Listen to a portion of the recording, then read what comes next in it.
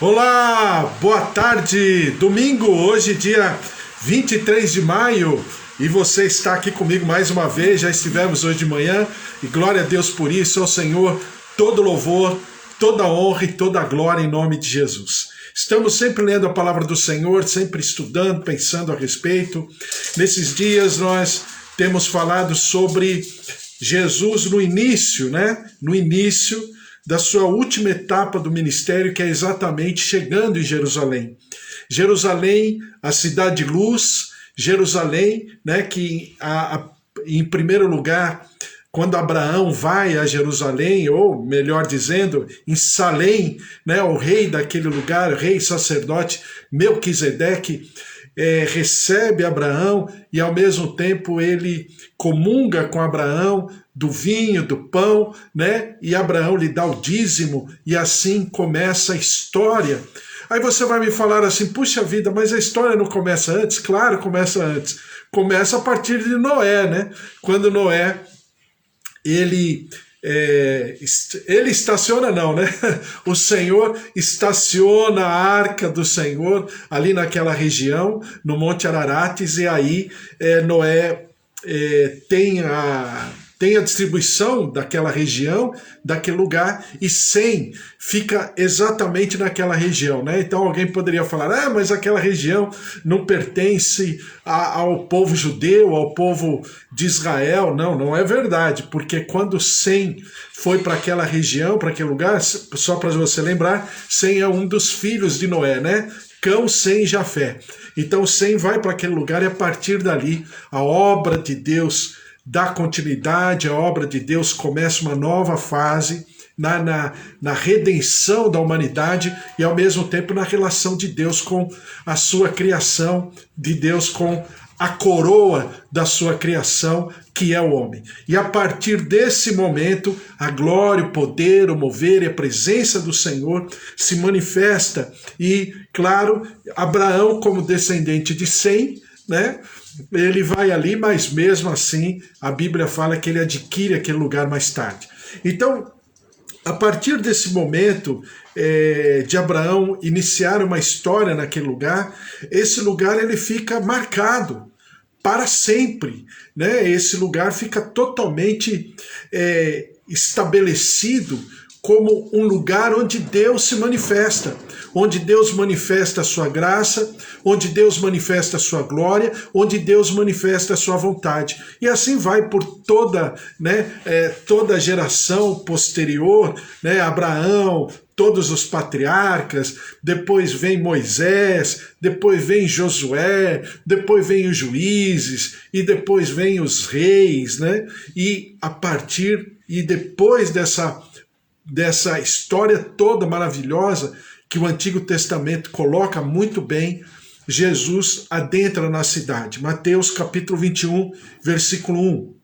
Quando se aproximaram de Jerusalém e chegaram a Betfagé, ao Monte das Oliveiras, enviou Jesus 2 discípulos, dizendo-lhes: Ide à aldeia que está diante de vós, e logo achareis presa uma jumenta, e com ela um jumentinho. Desprendei-a e trazei-mos.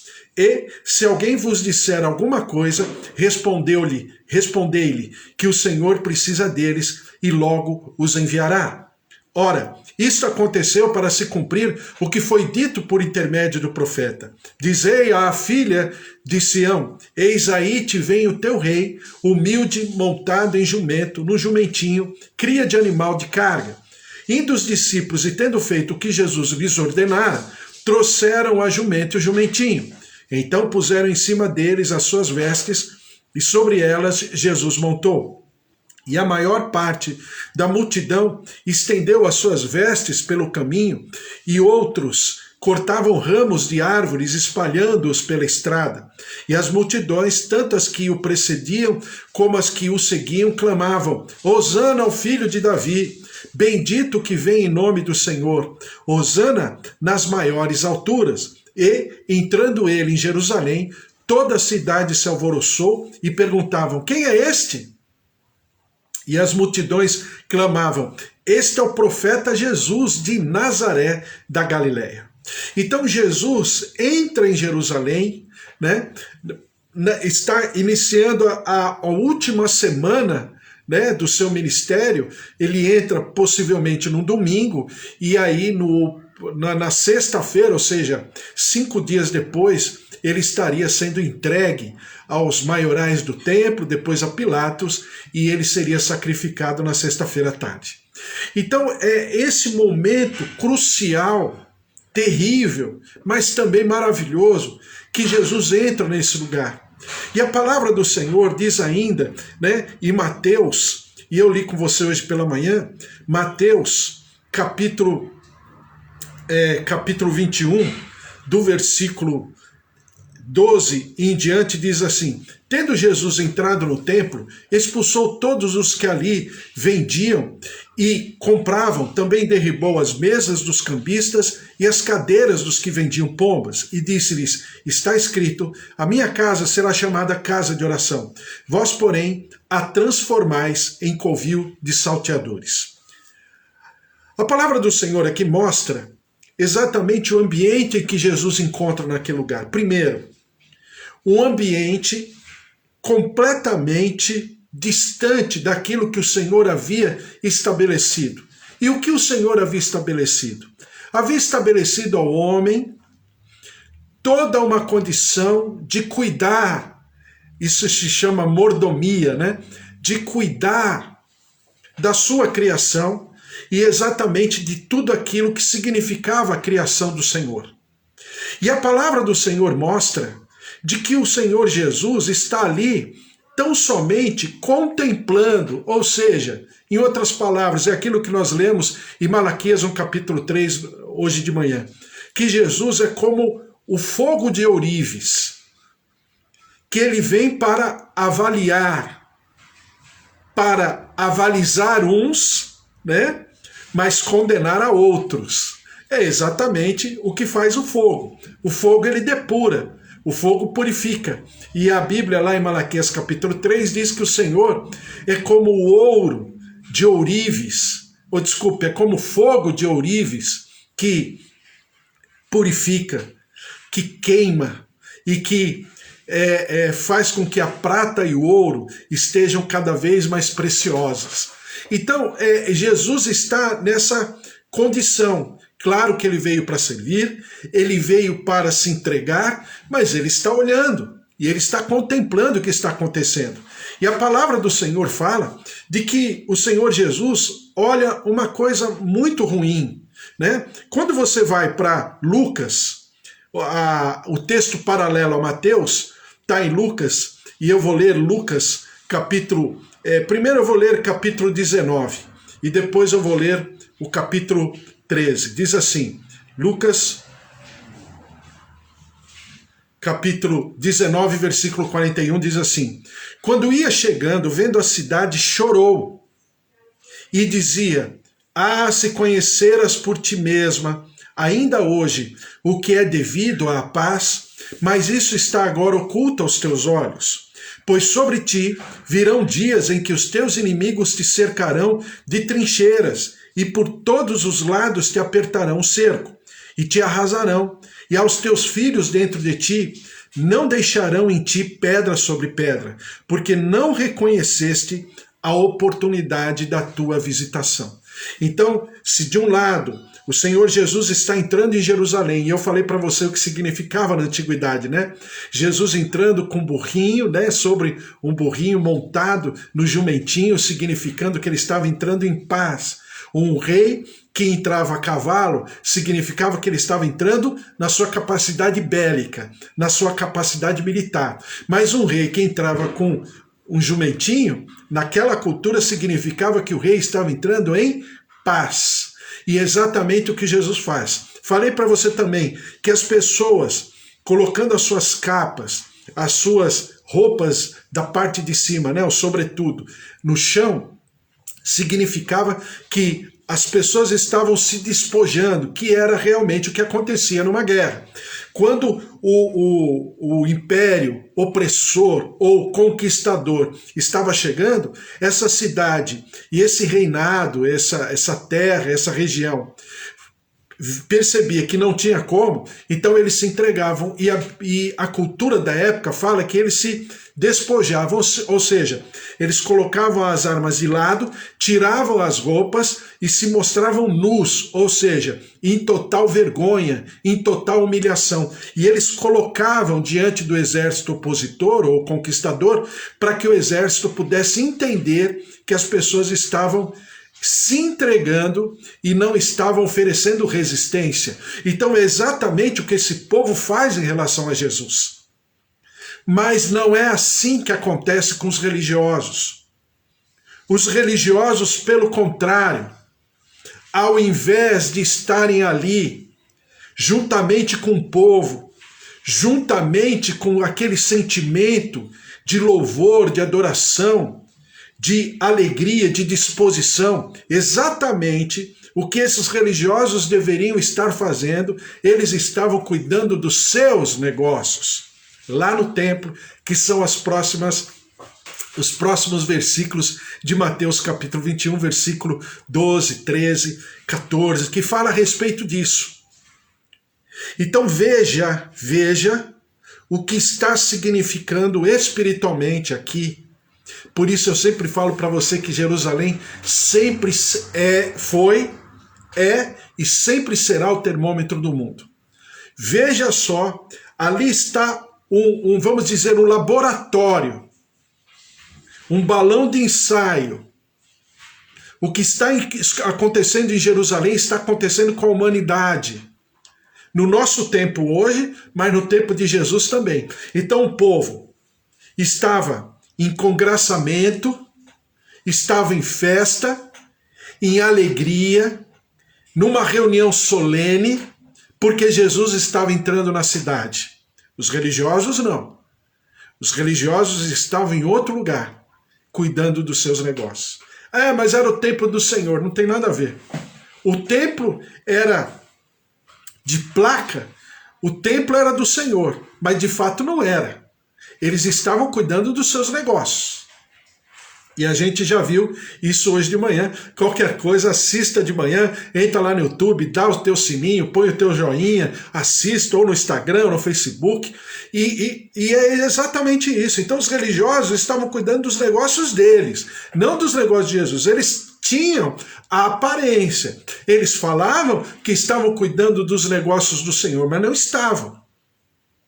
E o povo estava numa outra situação, numa outra sintonia, numa outra dimensão. E a palavra do Senhor fala em Lucas capítulo 19, o sentimento de Jesus. Quando ia chegando, vendo a cidade, chorou e dizia: se conheceras por ti mesmo, ainda hoje, o que é devido à paz. Mas isso está agora oculto aos teus olhos. Pois sobre ti virão dias em que os teus inimigos te cercarão de trincheiras, e por todos os lados te apertarão o cerco, e te arrasarão, e os teus filhos dentro de ti não deixarão em ti pedra sobre pedra, porque não reconheceste a oportunidade da tua visitação. Então a Bíblia fala que Jesus chorou. Agora eu quero ler ainda Lucas capítulo 13, que diz assim, versículo 34. Jerusalém, Jerusalém, que matas os profetas e apedrejas os que te foram enviados. Quantas vezes quis eu reunir teus filhos como a galinha ajunta-os do seu próprio ninho debaixo das asas, e vós não o quisestes. Eis que a vossa casa vos ficará deserta, e em verdade vos digo que não mais me vereis até que venhais a dizer: bendito o que vem em nome do Senhor. Ou seja, aqui é uma expressão de Jesus, mas ele está agora dando voz ao Espírito Santo. Nesse momento, eu sempre ensino você que Jesus está no seu ministério humano, como homem, não como Deus, mas ele está expressando o sentimento da Trindade, que está chorando, que está clamando por Jerusalém e o seu povo, assim como o Senhor chora e clama por nós. Por quê? Vamos pegar toda a história desde Abraão, desde o tempo de Melquisedeque, um pouquinho antes, né? De Gênesis 14, um pouquinho antes. Vamos pegar desde Noé. Noé entra na arca, ele e a sua família, são 7 pessoas, né? 8 pessoas, né? 6 pessoas que são seus filhos e as suas esposas, e mais a sua esposa. Então são 8 pessoas. Entram na arca, ficam por bastante tempo, praticamente 1 ano dentro da arca, e depois essa arca é depositada lá no Monte Ararates, e eles saem da arca. A partir dali o Senhor estabelece uma nova aliança para o homem. Para Deus é a mesma aliança. E aí ele estabelece essa aliança. E o Senhor foi mostrando e demonstrando aos poucos o que era servir ao Senhor e o que significava o homem, o gênero humano, ser criado para o louvor da sua glória, como diz lá no livro de Efésios. Então, vieram as leis mosaicas. E as leis mosaicas, na verdade, são leis, são estatutos, são condições de preservação, de proteção. É o Senhor querendo nos proteger, é o Senhor querendo nos guardar. Então, a lei de Moisés é para nos mostrar que, não obstante existir toda a lei, que nós somos incapazes de cumprir a lei. A lei, ela existe, como Paulo diz, mas não é para acusar, é para nos mostrar o quanto pequenos nós somos em relação à lei do Senhor. O que é a lei do Senhor? É aquilo que ele pensa, é aquilo que ele sente, é aquilo que ele enxerga como cosmovisão. É exatamente o que Deus estabelece sobre nós. É aquele que ele deseja que nós façamos para ele e através dele e no nome dele. Só que nós não conseguimos. Então, o Senhor Jesus vem para revisitar a lei. Revisitar a lei em que sentido? Não apenas agora de uma regra, de uma prática, mas no nível acima. Então vamos lá. Vamos ver tudo que a gente viu em Mateus até aqui. Tudo não, mas de maneira resumida, alguns pontos. Primeiro, olha, o Pai ensinou que existe um Shabá. O que é o Shabá? O Shabá é um dia didático, pedagógico, para que o homem, o gênero humano, esteja desenvolvendo na sua prática de culto, né, o adorar a Deus e a se aproximar de Deus. Então o que é o Shabá? O Shabá é um dia. É um dia que está didaticamente preservado, reservado pelo Senhor, para que nós possamos buscar ao Senhor. E agora? Agora não é mais um dia, agora são todos os dias. E o que é, por exemplo, aí a gente poderia falar do dízimo, da oferta, da oração, coisas que o Senhor Jesus, didaticamente, ele está falando, olha, tem a lei, tem a tradição, e várias vezes nós lemos em Mateus até aqui, eu, porém, vos digo. Ou seja, o que Jesus está falando? Jesus está contra a lei? Não, mas ele está no nível acima. Eu, porém, vos digo. E por muitas vezes você tem essa frase de Jesus Cristo. Então, o que o Senhor Jesus está mostrando com isso? Está mostrando que tudo aquilo que havia sido feito até ele era de maneira didática, de maneira pedagógica, como alguém que ensina uma criança. Olha, você precisa atravessar a rua. Então eu vou pegar na tua mão para te atravessar, para você aprender. Agora, até a fase adulta, a criança vai ter que pegar na mão de alguém para poder atravessar? Não, até porque ela não é mais criança, não é verdade? Então, assim, a lei, a Bíblia fala que a lei serviu como um aio para nos levar ao pleno conhecimento. Então, o que Jesus está mostrando? Jesus está quebrando todas essas barreiras. E ao chegar em Jerusalém, agora ele está propondo que esse povo chamado de propriedade de Deus se manifeste. E o povo começou bem. E o povo começou a se manifestar. Mas a casta religiosa, os grupos religiosos, estavam cuidando dos seus negócios. Quando Jesus chega até lá, é lógico que ele tem um conflito. Não tem como, né? Como é que diz o Antigo Testamento? O zelo pela casa do Senhor me consome. E aí Jesus faz o que faz. Quando eu li com você Lucas capítulo 13 e depois Lucas capítulo 19, eu estou agora lendo com você o sentimento de Jesus em relação a Jerusalém, que é exatamente o sentimento em relação a nós. Nós somos igual a Jerusalém, implicando que Jerusalém é igual a nós. Nunca se esqueça dessa equação. É por isso que esses conflitos estão acontecendo logo em seguida à pandemia. Eu já te expliquei, qualquer coisa você assista ontem o que eu falei. Então, é exatamente o que Jesus está agora destacando. Que Jesus está chorando por sobre Jerusalém. Um sentimento completamente perfeito e genuíno que vem da parte do Espírito Santo. Jesus, como o Filho do Homem, como o homem perfeito, está chorando? Também está. Mas mais do que isso, a Trindade está chorando através dele. Que choro é esse? É um choro de angústia. É um choro de plena tristeza. Por quê? Porque é o choro de quem ama. E você, né, que tem a sua família, você que é pai, você que é mãe, né, ou então a Júlia, que tem os seus sobrinhos, a Roseli, que tem os seus sobrinhos também, a Ângela e tantos outros, sabem o que é esse sentimento. Quando você ama e você percebe que o teu amado, o teu querido, ou o teu filho, ou o teu sobrinho, ou o teu neto, está caminhando para um caminho complicado. Um caminho que não faz parte da vontade do Senhor. Mas que você chora. Chora na tua intercessão, chora na tua oração. Por quê? Porque nós não somos constituídos de onipotência. E nós não podemos fazer nada a não ser chorar.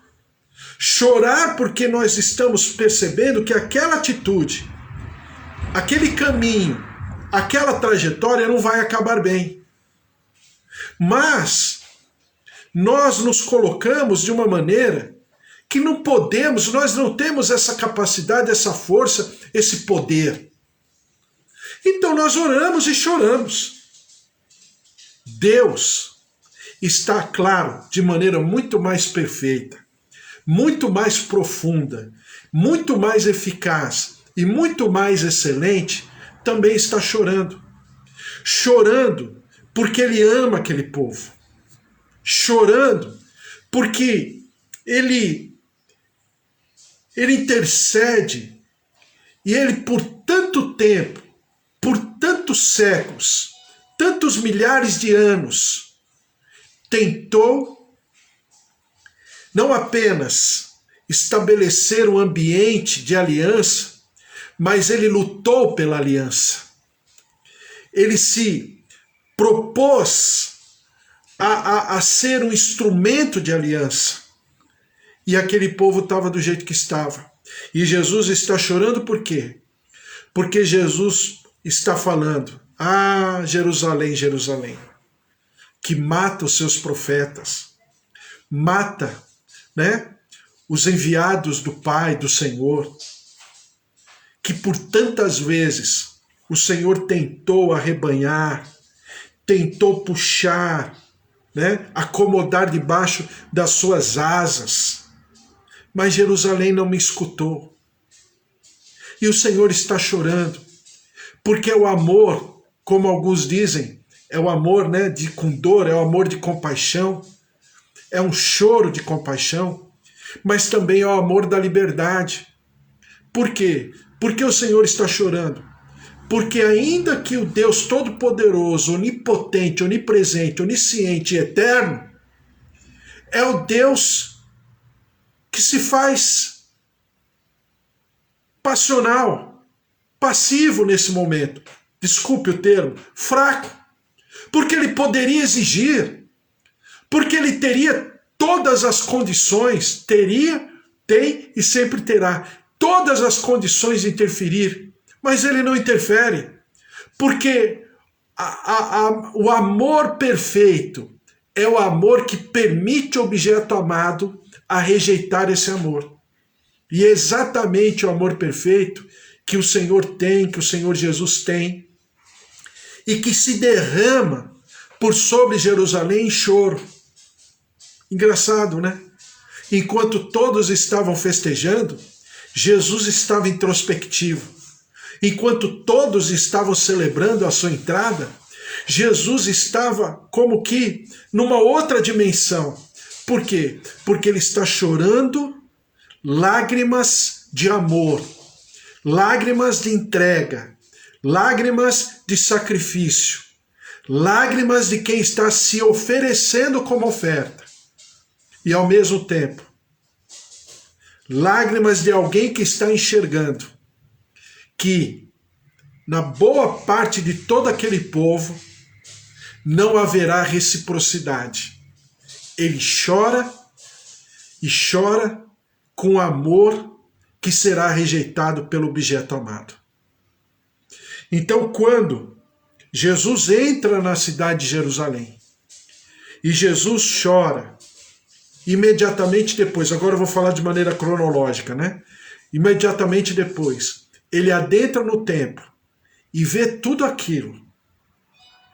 Ou seja, tudo aquilo que o Pai havia ensinado, o templo tem que ser feito dessa maneira, os utensílios do templo, os sacerdotes do templo, aqueles que irão oficiar diante da minha face, a posição da arca, os pães da proposição, né? O menorá, as bacias de sacrifício, todos os utensílios santos, sagrados, consagrados, preservados, reservados, separados. Tudo aquilo que o Senhor Deus e Pai havia ensinado através de Moisés, tudo havia caído por terra. Os sacerdotes, ao invés de influenciarem o mundo estava influenciando os sacerdotes. Os doutores da lei, os escribas, lá do grupo dos fariseus, né? Os mestres, os chefes dos sacerdotes, como Lucas diz, estavam fazendo câmbio. Claro que não eram eles, mas eram os seus funcionários, né? Fazendo câmbio, entregando ofertas ao Senhor maculadas, com segundas intenções. Então, todo aquele ambiente que o Pai havia, de maneira pedagógica, ensinado para que Jesus pudesse vir numa outra condição, numa outra dimensão, e mostrar-lhes de uma revisitação da palavra de Moisés, da lei de Moisés, numa nova etapa, não deu. Porque aqueles que estavam ali não estavam entendendo. Então, tudo aquilo que o Senhor havia de falar e fazer, ele precisou falar para quem? Ele precisou falar para prostituta, que já não era mais prostituta.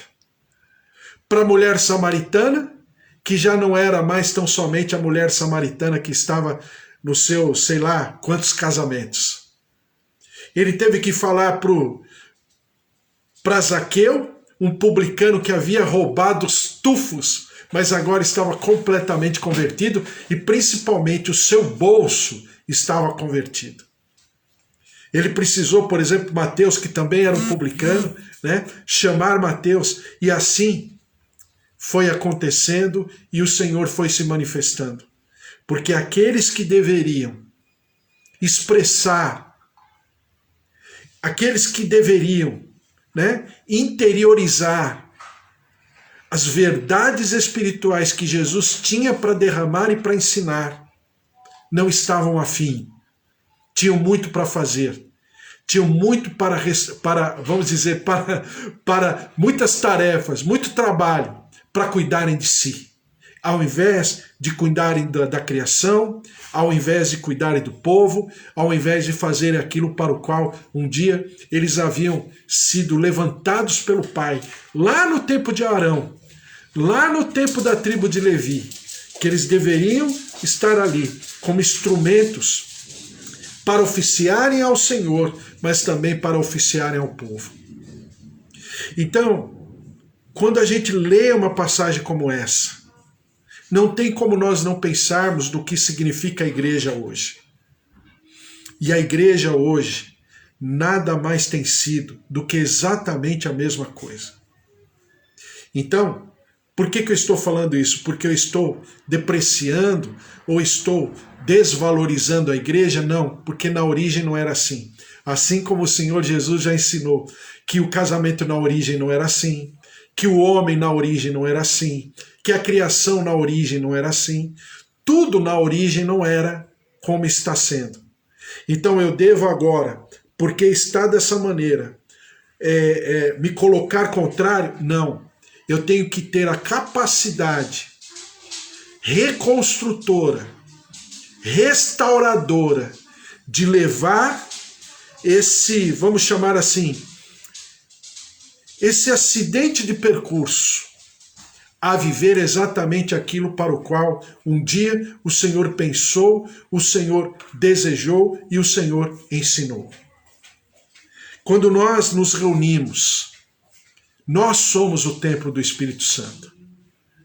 Naquela época havia um templo, mas esse templo nada mais era do que um local pedagógico para que a humanidade pudesse entender o que significa ser um templo do Espírito Santo, o que significa ser um santuário de Deus, o que significa ter um coração, que o Senhor abriu a porta do coração e eu convidei ao meu Jesus, o meu Salvador, para cear comigo. O que significa eu ser templo do Espírito Santo. E quando Jesus, ele expulsa os mercadores do templo, ele está nada mais do que, mais uma vez, didaticamente falando, ensinando o que significa o templo. Hoje, o que eu e você significamos. Até porque ele mesmo fala, né? Olha, este santuário será destruído, mas em 3 dias ele será reconstruído. Ele está falando dele. Hoje, nós estamos falando de nós. Então, eu e você temos uma grande tarefa. Primeiro, entender o que o Senhor está ensinando. Compreender de maneira espiritual. Shabá, né? Templo, ofertas, sacrifícios. Tudo aquilo que a gente tem visto e verá cada dia mais. Mas saber que nada mais são sombras daquilo que nós devemos ser de fato. Sermos exatamente os representantes celestiais aqui na terra do reino eterno que o Senhor tem proposto e que o Senhor estará instaurando um dia por sobre toda a criação, esse reino que nós já somos participantes, já fazemos parte como cidadãos celestiais.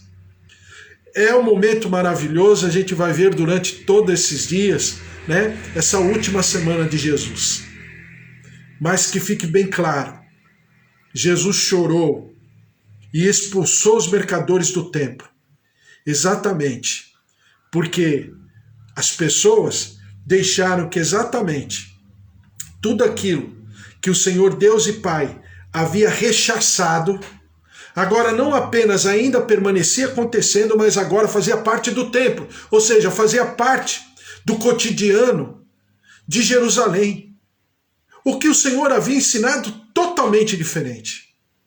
E hoje, nós como povo de Deus, também precisamos prestar atenção, porque como povo de Deus, também estamos passando por uma situação de depreciação de tudo que diz respeito ao Senhor.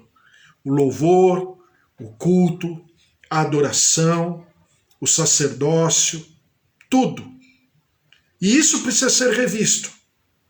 E o Senhor nos convida a revermos, para que nós nos tornemos aquilo que a Bíblia fala, como noiva ataviada, limpa, purificada, adornada, saudável, possamos nos preparar para a volta do noivo, para a vinda do noivo, e encontrarmos e sermos encontrados por ele, né, da maneira mais completa possível. É possível? É possível. Porque a Bíblia fala para nós orarmos para o Senhor Jesus voltar. Ora vem, Senhor Jesus. Maranata, ora vem, Senhor Jesus. Então, significa que o Senhor deseja voltar. Significa que nós, como a noiva, também ansiamos pela volta do noivo. Então nós precisamos nos preparar. É um momento de íntima, né, introspecção, de avaliação, de aferição, para que o Senhor possa estar trabalhando no nosso interior. E nós vamos orar a respeito, em nome de Jesus. A palavra do Senhor fala que em tudo quanto quisermos, nós pedirmos ao Pai, em nome do Filho, porque Ele fará. Então, nós vamos clamar ao Senhor, em nome de Jesus Cristo, que nos ensine, que venha trabalhar o nosso interior, para que nós possamos ser realmente esse templo, esse santuário, essa casa do Deus Altíssimo. Não é mais Jerusalém, não é mais o templo, agora sou eu e você, que somos esses elementos primordiais, principais do culto, do louvor, da adoração, em nome de Jesus. Vamos orar? Senhor, nosso Deus, nosso Pai, mais uma vez, nós nos colocamos diante da Tua presença e agora, Deus, em alegria, porque hoje nós mais uma vez renovamos a nossa aliança, renovamos, ó Deus, esse mover do Senhor sobre a nossa vida, porque nós somos o templo do Espírito Santo, nós somos o santuário de Deus, nós somos a casa do Deus vivo, nós somos como Jerusalém, né? O ambiente de justiça e de paz. Nós somos essa entidade, essa unidade composta, corpo, alma e espírito. Ou, na ordem com que Paulo coloca, espírito, alma e corpo. Então que o Senhor venha sobre nós, nos trabalhar, nos constituir, nos capacitar, se derramar, ó Deus, sobre nós através do Teu Santo Espírito, a Tua plenitude para nos libertar, nos capacitar, visitando-nos, ó Deus, na nossa maneira de ser, na nossa relação com o Pai, com o Filho, com o Espírito Santo. Senhor, determina, ó Deus, os Teus estatutos, a Tua lei, não por sobre nós de maneira teórica, de maneira didática, de maneira teológica, mas como sentimento, como diz o salmista, escondi a Tua palavra no meu coração para não pecar contra Ti. Senhor, trabalha o nosso interior, nós nos rendemos, nós nos humilhamos, nós nos derramamos diante do Teu altar, da Tua presença, do Teu poder, em nome de Jesus. Perdoa-nos, ó Deus, por todas as vezes que, sem querer, todas as vezes que querendo, de maneira premeditada, nós fomos como esses sacerdotes, esses escribas, esses fariseus, esses saduceus, esses doutores da lei, ó Deus, que transformamos a obra do Senhor, a palavra do Senhor, a nossa relação com o Senhor, como se fosse uma troca de favores. Senhor, tem misericórdia, derrama-te sobre nós, misericórdia nós te clamamos. agora no nome da igreja, no nome do povo de Deus, do Brasil, do nosso estado, da nossa cidade. Senhor, perdoa-nos por todas as vezes que nós fizemos e atuamos, ó Deus, exatamente para que o mundo entrasse na nossa maneira de ser, no nosso cotidiano, e não o contrário. Ao invés de nós influenciarmos o mundo, foi o mundo que nos influenciou, e por isso nós estamos nesse momento, por exemplo, diante dessa pandemia, uma igreja sem identidade, um povo sem identidade, um povo superficial, raso, fraco. Senhor, tem misericórdia, perdoa-nos, para que nós sejamos levantados na nossa verdadeira constituição. E o Senhor faça a diferença em nome de Jesus. Por isso, ó Deus, derrama-te sobre cada um de nós que estamos aqui. Nossos pais, nossos queridos, nossos avós, nossos idosos, os tios, o marido, a esposa, os filhos, os netos, sobrinhos. Derrama-te, ó Deus, sobre cada família que está aqui, em nome de Jesus. A Márcia, também o Bispo Antônio, o Ricardo. Ô Ricardo, Deus abençoe a glória, a presença, o poder de Deus. Sueli Felintro, o Walter e também a Eva, familiares e todos os queridos. A Elô e o Wesley e os queridos também, meus pais, seu João, Dona Dária, Dona Nadir, seu Toninho, visita-nos com a tua cura, vem com o teu poder, move-te, ó Deus, sobre o nosso corpo, nossas artérias, nossas veias, coração, pulmões, rins, pâncreas, tireoide, ouvidos, olhos, células, sangue, plaquetas, taxas, recebam a vida, receba o poder da cura, o mover do Espírito Santo, o Espírito da ressurreição, o Espírito que cura, que restaura, em nome de Jesus. Também eu quero orar pela dona Janaína Salles, que está com Covid-19 no hospital, e todos os nossos queridos que estão passando pela Covid-19, que estão ou nos hospitais, ou se recuperando. Senhor, tem misericórdia, visita com a tua cura, com a tua saúde, ó Deus, visita todos os teus servos, os nossos queridos, derrama-te sobre as nossas famílias, e nós daremos sempre ao Senhor todo louvor, toda honra e toda glória. Senhor, derrama-te, Senhor, sobre o nosso país, tem misericórdia, em nome de Jesus. São tantas as situações. Essa pandemia está nada mais, nada menos do que expondo, ó Deus, a nossa fragilidade, a nossa fraqueza. Ó Senhor, um povo miserável, um povo, ó Deus, que carece da tua presença, do teu poder, da tua intervenção, da tua salvação, do teu senhorio. Por isso, derrama-te, ó Deus. Nós colocamos essa pandemia diante do teu altar. Tem misericórdia, sara, visita, cura essas famílias enlutadas, ó Senhor, essas famílias que estão chorando os seus mortos, os seus queridos. Tem misericórdia, consola, conforta, apazigua o coração, ó Deus, e nós daremos sempre ao Senhor todo louvor, toda honra e toda glória, em nome de Jesus. Derrama-te, ó Deus, derrama-te sobre o nosso povo, sobre nós que estamos aqui em comunhão.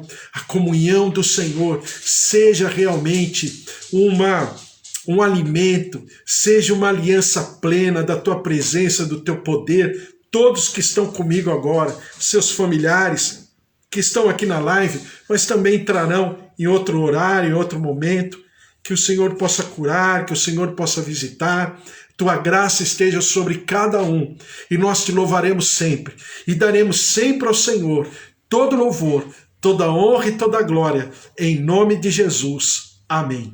Amém. Glória a Deus, que o amor do Deus Pai Todo-Poderoso, que fez o céu e a terra, a vida vitoriosa em Jesus Cristo, e as consolações do Espírito Santo da promessa estejam sobre a tua vida, sobre a tua casa e sobre a tua família. Porque se Deus é por nós, quem será contra nós? Se o Senhor é o nosso pastor, de nada nós teremos falta. Um beijo para você, fica com Deus, um domingo aí, um finalzinho de domingo maravilhoso. Você tem uma semana de maio, última semana de maio, né? Segunda-feira, não é segunda, a outra já é o último dia. Então essa última semana de maio seja uma semana de prosperidade, de sucesso, conquistas, realizações, e nós daremos sempre ao Senhor todo louvor, toda honra e toda glória. Amém, Bispo Antônio. Que o Senhor te abençoe, Bispo Antônio, obrigado. Assim seja, amém. Para você também, Bispo Antônio, sua casa, sua família, todos que estão aqui. Ricardo, quanto tempo, hein, Ricardo? Deus abençoe você, Deus abençoe a tua casa, a tua família, que o Senhor esteja sobre a tua vida, o Senhor se derrame poderosamente, não te falte nem coisa pequena nem grande, mas em tudo que você fizer, você possa prosperar. Deus abençoe, um beijo para você. Amanhã eu volto, às 10 horas da manhã, segunda às 10 horas da manhã, estou aqui de volta. Deus abençoe, um beijo. Ô Gigi, beijo para você, Deus abençoe. Fiquem na paz. Fiquem com Deus aí. Deus abençoe o pessoal do Facebook.